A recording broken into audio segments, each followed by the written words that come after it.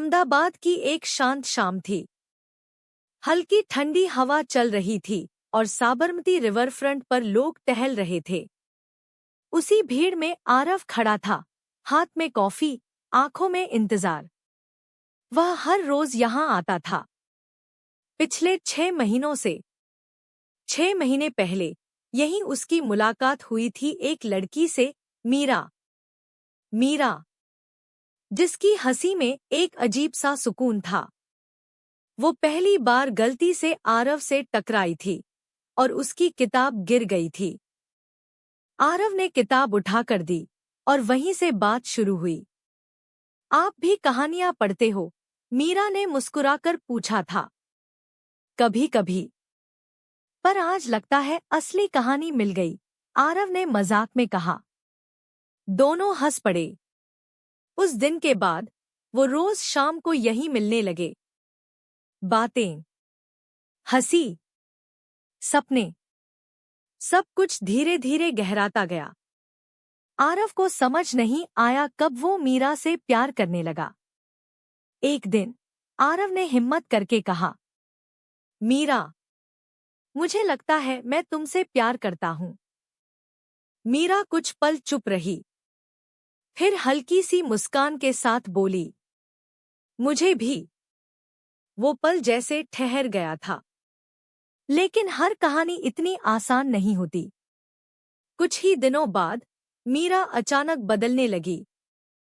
Phone कम, मुलाकातें कम।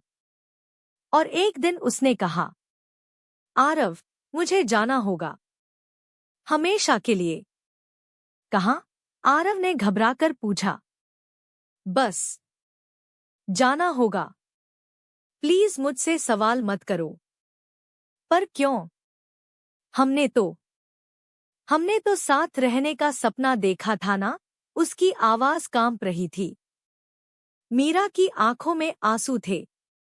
कभी कभी प्यार पूरा नहीं होता, फिर भी सच्चा होता है। और वो चली गई। उसके बाद से आरव रोज उसी जगह आता रहा। उम्मीद थी कि शायद कभी वो वापस आएगी। आज भी वो वहीं खड़ा था। अचानक पीछे से एक आवाज आई, तुम अभी भी यहीं आते हो? आरव ने पलट कर देखा। मीरा, वही मुस्कान, वही आंखें, बस थोड़ी सी थकान। तुम वापस आ गई। उसकी आंखों में चमक थी। मीरा ने धीरे से कहा, मैं गई ही कब थी? दिल तो यहीं था। तो फिर क्यों गई थी? आरव ने पूछा। मीरा ने गहरी सांस ली। मैं बीमार थी, बहुत गंभीर।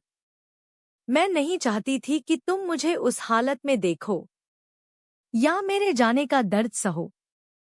आरव की आंखें भर आईं। और अब? मीरा मुस्कुराई। अब मैं ठीक हूं। और अगर तुम चाहो तो हम अपनी कहानी फिर से शुरू कर सकते हैं।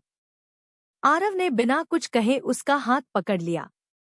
इस बार अधूरी नहीं छोड़ेंगे, उसने कहा।